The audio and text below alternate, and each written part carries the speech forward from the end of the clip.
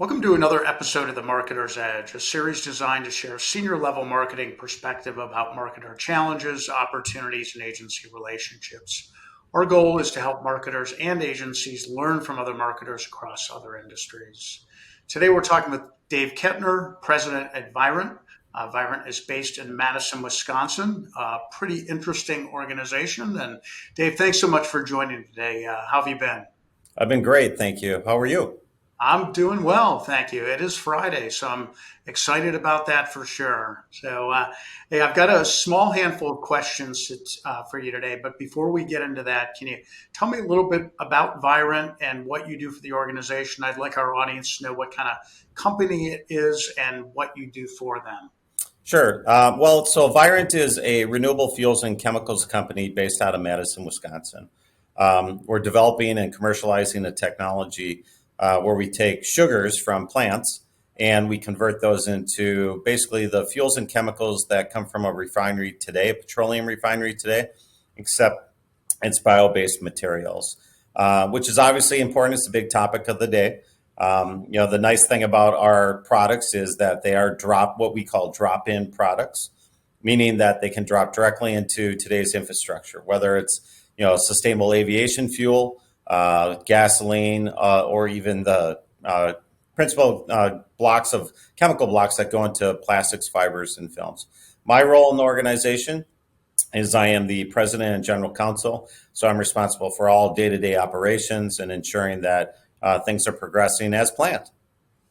Okay, that's great. Yeah, I was going to ask you about when read about sort of what it means to create products that are drop-in replacements that enable full utilization of existing logistics infrastructures Mhm. without blending limitations. That's a mouthful, but read that on the site. Can you just talk to me a little bit about kind of what that means? Yeah, no, most definitely. Drop-in is a critical component associated with our technology, as well as I think where the market is going with respect to renewable fuels and chemicals. Okay, Obviously, we live in a society that has grown very comfortable with petroleum-based products, whether it's in our food, our fuel, the clothes that we wear, the cosmetics that people wear.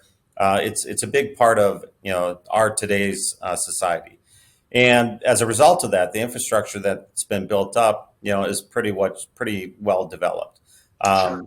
So if you're going to introduce a replacement to petroleum-based products, then the easiest and most efficient thing to do is come up with products which are drop-in, which means then you can replace without any changes to the existing infrastructure, to the Got it. qualities of the product, to the supply chains necessary to make those products, and being able to seamlessly bring in our plant-based products and replace the petroleum products and move more and more towards a bio-based culture.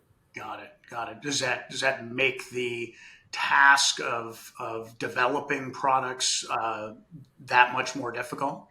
Well, it can be. I mean, we're Okay. very fortunate here at Virent that we discovered a technology, that's able to do that naturally. And Yeah. so for us, our main focus today is in three principal areas. One of which is producing a component of jet fuel. If you take our jet fuel component and you combine that with other plant-based products which are coming to market, we're able to provide a 100% drop-in jet fuel that can go into today's aircraft, utilizing today's fueling infrastructure. So you don't need to make any changes at the airport. You don't need to change out the planes. You can basically take the petroleum product, move that away, and then introduce a renewable product. Similarly, with gasoline, I mean, we produce a gasoline, that does not require any changes to someone's cars. It doesn't require changes to, the pumps at the gas stations. You can just, again, take the petroleum-based counterpart, remove that, and replace it with our product. And the same thing can be said about, packaging and polyester. So a lot of people don't realize that polyester is a petroleum-based product. Well, because of our technology, we can move that product into being completely 100% bio-based. And then from a complexity standpoint, the nice thing is that we've discovered a process where we can basically do what Mother Nature does over the course of millions of years, but we do that in the course of minutes. And in that process, we're taking carbon out of the atmosphere. We're Okay. using plants, doing what Mother Nature designed them to do, which Right. is, people can go back to high school and remember photosynthesis and, that one aspect of science class. But basically, what it does is it takes carbon out of the atmosphere, it turns it into sugar in the plant, and then we take that sugar and we turn it into the products that would typically come from petroleum. That's awesome. What does the competitive landscape look like for you guys? Are there people out there doing what you're doing? And if so, how do you differentiate yourself relative to some of those other offerings? So it's interesting in the renewable fuels and chemical space in the sense of it's a wide open market. It is such a very, very large market. I mean, just Okay. as an example, in jet fuel, the U.S. I think used 12 billion gallons of jet fuel in Wow. 2022. And so when you look at competitors out there, we're really, I would have to say across the space, we're not competitors with each other for purposes of getting the product into the market because the markets are so big. If anything, we're maybe competing for capital, for purposes of building plants to get our technologies moving forward. Right. But there's about a handful of us. We're all different in one way or the other. We either have a different process that we're utilizing, or the products that we're producing are different in one way or the other. Okay. For us, we're very fortunate because there's no one else really out there, at least that I'm aware of, that has a comparable technology producing the same slate of products that we're producing today. That's great. And so I'm curious, I would imagine that the customer universe is relatively tight and Mhm. small. How do you sell your product? How do you go to market? Do you have salespeople or account people that work in specific verticals, or how do you have things set up? Yeah, so for us, we work more towards what we would call a business development versus a sales. Okay. Because we're not really selling a product per se. We're working with businesses for them to adopt our technology, Got it. for purposes of building plants and refineries so that they can have product then that goes out into the market. Got it. Really, our focus is, to interact with those companies, educate them on the possibilities, the cost economics associated with bringing product to market, and et cetera. Probably, though, our biggest focus, is trying to create more and more market pull. So when you look at, this industry in particular about renewable fuels and chemicals, Hmm. you've got to create an interest in the consumer on wanting those products. Right. The more likely that they want those products and demand those products will, start moving through the supply chain such then that, the companies that we're targeting are hearing from their customers that they need these products. And then we can provide a solution for them to bring those products into reality. So are you too early in the game at this point in terms of the development environment to be doing direct to consumer advertising to try and create that pull? No, we're actually doing a lot of that right now, Are you? and have been for the last couple of years. Okay. This is truly a global market, which means then that there's a lot of work that has to be done in different types of cultures based upon different interests, certainly around sustainability. And so, where our focus has been over the last couple of years, probably more on the chemical side, is really working with the B2C customers for purposes of providing opportunities for them to communicate to their customers, or just being out and educating the customers on the possibilities out there. So, for example, most recently, Patagonia just brought a garment to market. It's called the Sugar Down Hoodie. Hmm. It is a 100%, yeah, it's a great name. There's Yeah. marketing for you. But it's a 100% bio-based jacket. Nice. And it's truly one of the first bio-based jackets, definitely the first, apparel that has made it into the market and can be purchased by consumers. But the polyester liner and the fiber, outside of the down, obviously, in the jacket is all 100% bio-based material. Hmm. We've been working with Patagonia for a while on this project. But to us, this is very important, and it's a really good marketing opportunity because now it shows to the consumers the reality associated with bio-based products, Yeah. and that you can, at some point, they will be available in the market. the more and more that the market starts seeing those products in place, then presents those opportunities. Another Right. good example is working with one of our partners, Torii Industries. They have a relationship with Issey Miyake, which is a big Japanese fashion house. Right. They brought two garments to the stage at Paris Fashion Week, again, Huh. emphasizing the reality associated with bio-based materials. So, two questions. One, how are you assisting companies like Patagonia in helping them build awareness of the value of your component within their product? And then, well, why don't you answer that one first, and I'll ask you the second question. I think the biggest part is helping to educate them on really what does it mean to be bio-based, Okay. what truly is the sustainability advantages associated with that. This is Um, the consumer or Patagonia? well, it's Or Patagonia first, right? And then Patagonia then can translate that out to their consumer got it. base. I mean, Got as an example, I think when they launched the Sugar Down hoodie, they sent a communication out to their 3+ million subscribers, it. or through their catalog. And so, what better way to communicate out, to the world is that this is a reality. Similarly, Issey Miyake.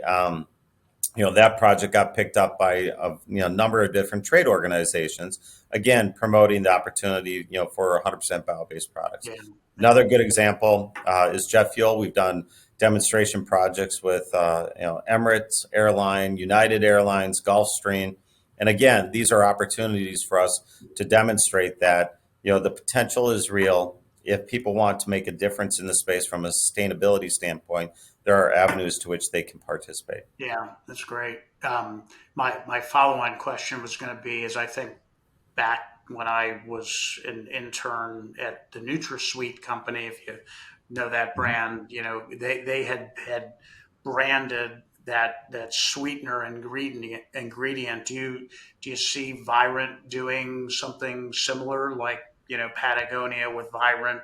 Mhm. Uh, you know, uh, it, material or something along those lines, or not really? Probably, I don't see us bringing fabric to market. Yeah. Um, I think it'll be a long time before we're actually selling jackets or anything like Yeah, that. yeah. I But was not so much thinking about. Sorry to interrupt, but not so much yeah, thinking about you selling jackets, but having the component yep. be something that the Patagonias could market, or the airlines could market. Yep. To what degree do you see that sort of being a play for the organization? Yeah, so we have certainly established,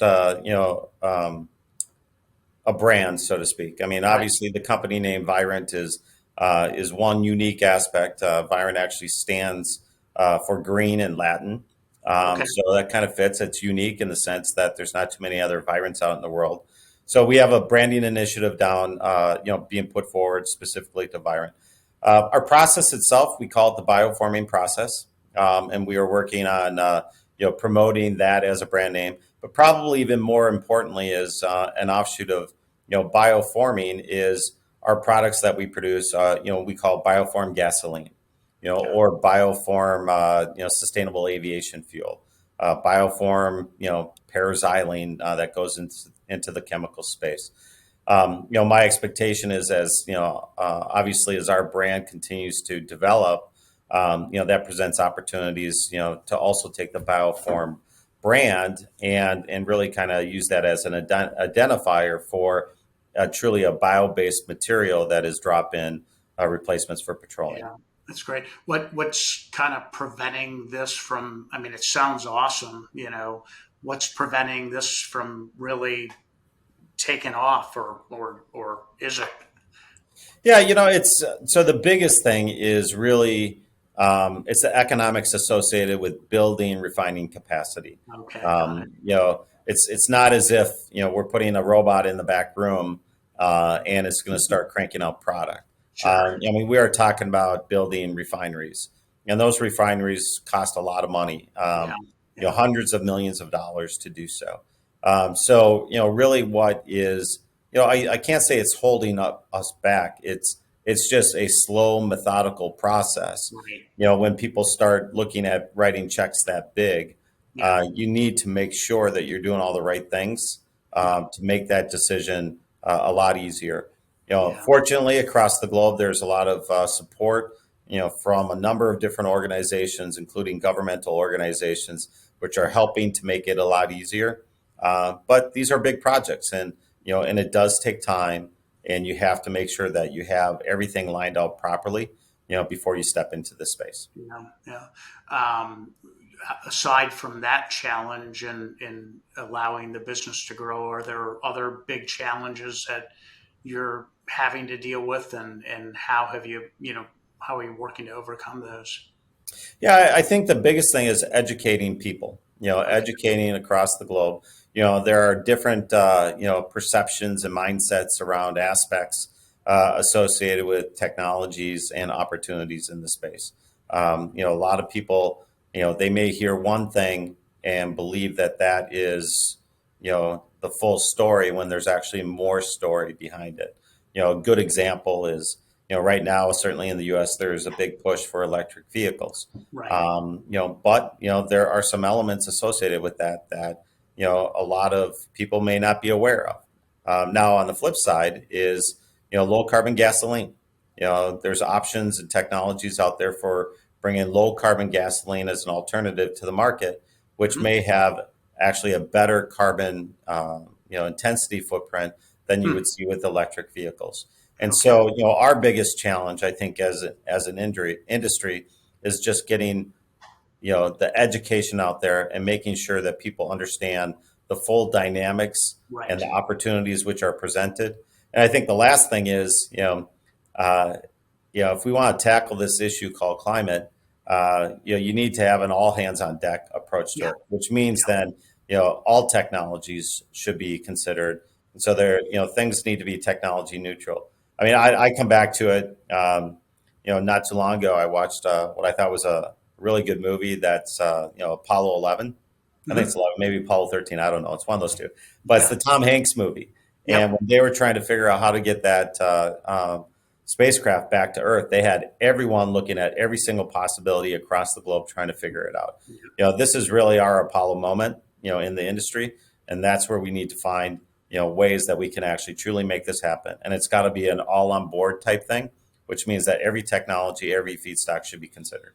Yeah, definitely. Yeah, well put. Yeah, just because electric's all the seeming hype right now doesn't mean that 10 years from now we're all immersed in something else. Correct. Maybe is even better, like you said, for the planet. So that's great. You mentioned the test runs of I forget if it was Boeing or certain. I think there were a few different airlines or jets that you tested Virent fuel in, and I'm curious. There was one I think where it was a full passenger flight, and one engine had Virent and the other engine had regular jet fuel. I'm just curious. Did the passengers know this was happening, or?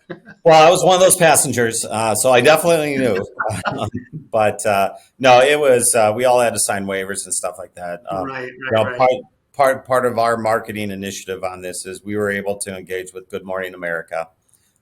We had one Oh, of their nice. top journalists come out, did a story on the flight, did a story on Virent, and That's literally, I think at the very beginning of his take, on the side of the aircraft as everyone was walking in, it said experimental, and so we were all aware. I think there was a big clap, at the end when we landed. I'm hoping it was because of the experience, not because people were thinking, "Oh my God, we actually made it." Yeah. But it was a real historic moment, in my opinion, for the airline Oh, industry. yeah. United Airlines kind of take the lead on it, and certainly for us at Virent, we were very proud to be a critical part of Yeah. that Yeah. activity. That's great. Have there been other things that airlines have tried besides Virent, or are you guys the first? Well, so we are one of the first with 100% drop-in Got it. sustainable aviation fuel. Okay. There are, other organizations who have done, what they would call is 100% SAF or sustainable aviation fuel because it was a specially made plane or engine that could I'm with you. accommodate the Got nature it. of that particular fuel. But that flight plus the another flight with Emirates airline as well as Gulfstream, we're truly the first ones that had a full replacement without any changes to the aircraft. So just as an example, the United Airlines flight, that plane came out of service 2 days before, sat on the tarmac. They put our fuel in one of the engines.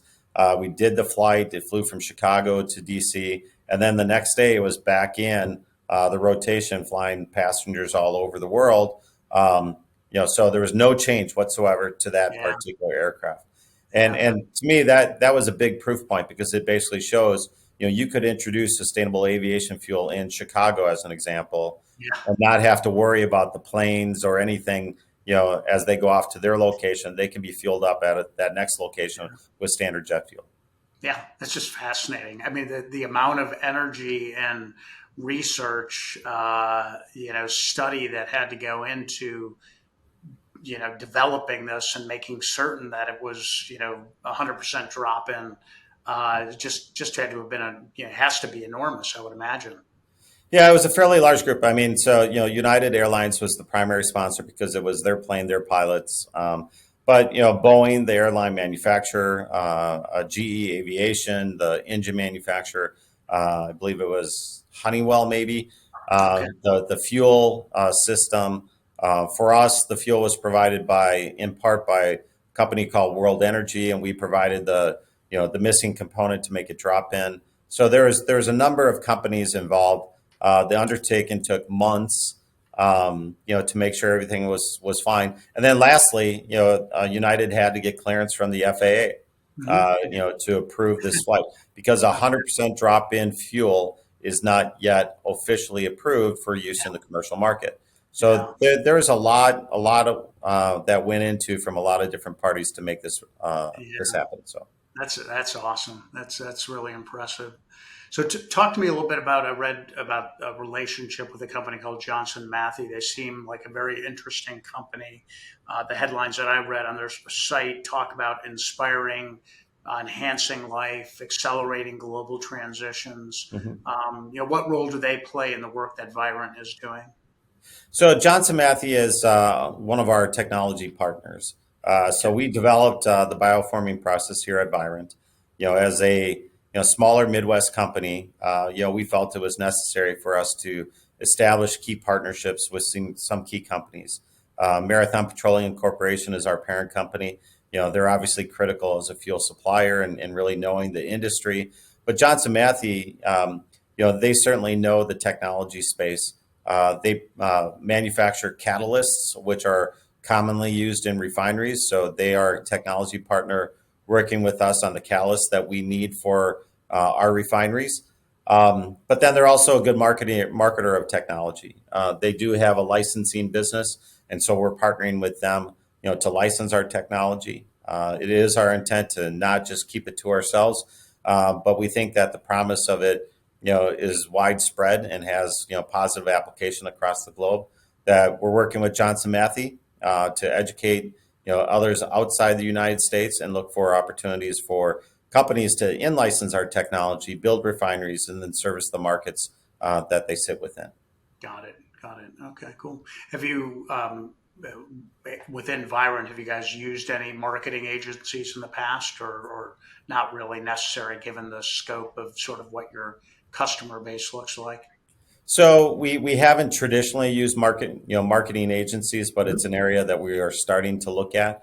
Understanding that the company is made up primarily of chemical engineers and other technical folks, and to have a PowerPoint presentation put together by a chemical engineer may not be the jazziest or the most you know Right. let's say visually pleasing, type of material, as well as leave behind materials. But as we are, continuing to mature the technology and the company, we are looking at what are some of the media things that we need to do. Whether it's videos, commercials on the company, presentations, leave behind materials, as well as accessing social media. What's the best way to approach that? We're able to tap into, the good folks at Marathon to support with that. But there's other avenues I think that we will be continuing to explore moving forward. To understand how we can make a better impression as we continually come to market. Right, right. So I've got one last question for you. If you did have an agency knocking on your door trying to win, a piece of business from you, what advice would you give that agency? Well, I think the first thing is they need to do their homework and really understand the space that we're playing in. We've had some people reach out to us previously, and it's very clear. They've looked at our website, but they haven't really a true, strong understanding, of the industry, who our customers are. What's our audience? Is it, the supply chain companies? Is it, policymakers? Is it the consumer? So to really have a strong understanding of the space is critical, and how companies such as Virent or our peers fit in that space. Then I think the last thing is just really come with a plan and come with some creative ideas. Hmm. Creativity is always a good thing. And, to be able to bring forward something that would differentiate the capabilities of that organization, would ultimately be key.